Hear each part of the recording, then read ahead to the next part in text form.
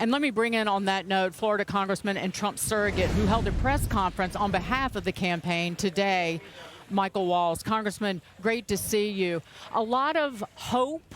You hear that word a lot, but they can't run on hope and change because Kamala Harris has been part of this White House and part of the pain and misery inflicted on the American people for the last 3.5 years. So they have to try and act like she hadn't been around in Washington.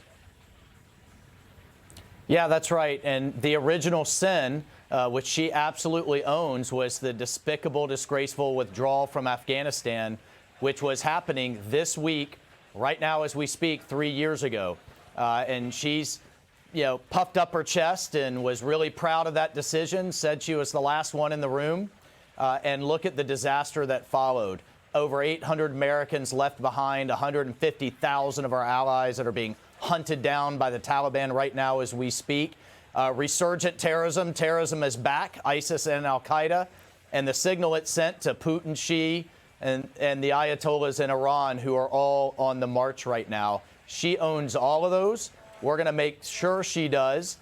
You can't be the last in the room and a seat at the table and then try to distance yourself, no matter how hard they're trying. This is year 4 of Kamala Harris, not day 1, no matter how hard they're trying here at the pep rally at the DNC.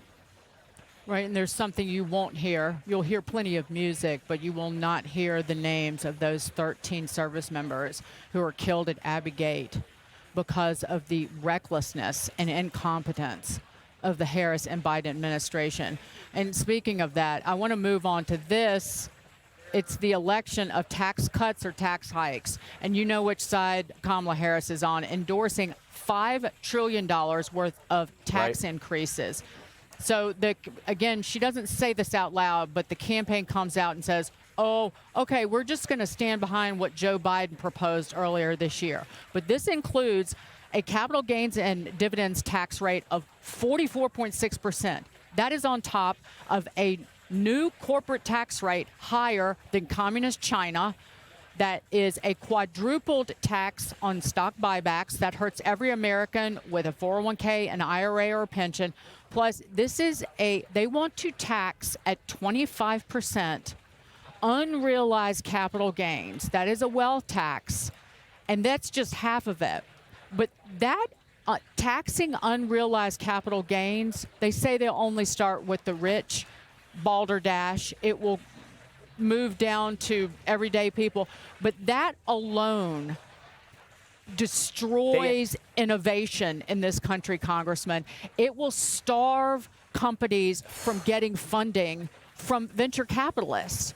And that's the insanity of what we're hearing. Well, not here. only that, I mean, this is Soviet-style, top-down, bureaucratic overreach. If you've ever seen it, can you imagine some bureaucrat coming into your life and valuing if maybe you have some art, maybe you have some land or an antique car or what have you, and they put a value on it and then hand you the bill. It doesn't matter if things go down later or lose value. They're never going to give you that money back. But the cap gains, the doubling of cap gains, first of all, I don't think half the Democrats, maybe not even all of them, could even explain cap gains, number one. But number two, it's not just the investors who take all kinds of risks. 90% of startups fail.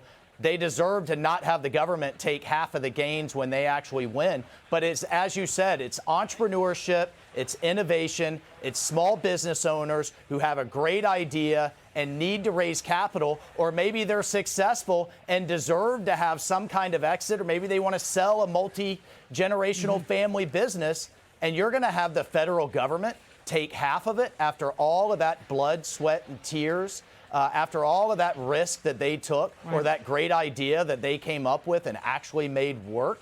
It will chase innovation, entrepreneurship, and capital overseas faster than anything you've ever seen. But it's very real because all the Tax Cut and Jobs Act are up for renegotiation next year. And this is round one of the Democrats' negotiation. This is priority one. And it will destroy small businesses and entrepreneurship in this country. Kill it. Congressman, destroy it. Done. I want to move on to this. You serve on the committee or the task force that is looking at the attempted assassination of President Trump. And I want to get your reaction to new video showing the shooter surveying the rally site nearly 2 hours before the attack. I would read the Secret Service statement on this, but it is so useless. Your reaction to this? You know, every week that goes by, we have some new revelation that's not coming from the Secret Service, that's not coming from the FBI. And serving on the task force, every time we overturn a rock, I have even more questions of how this happened. We had a FBI briefing today. We still don't have answers on these overseas encrypted accounts and why a 19-year-old healthcare aide, you know, kind of loser nerd in his high school, needed overseas encrypted accounts in 3 different countries. I don't know how they came to such a quick determination that he acted alone, but they're still standing by that statement. So this is why we need an independent congressional oversight task force, because the trust and confidence in Mayorkas's DHS and in the FBI to get to the bottom of what happened is somewhere a little bit above zero amongst the American people. Yeah, and it was a real yuck, people making fun of President Trump here last night while he was almost assassinated a few weeks ago. Congressman Michael Waltz, thank you so much. It's great to see you, Mike.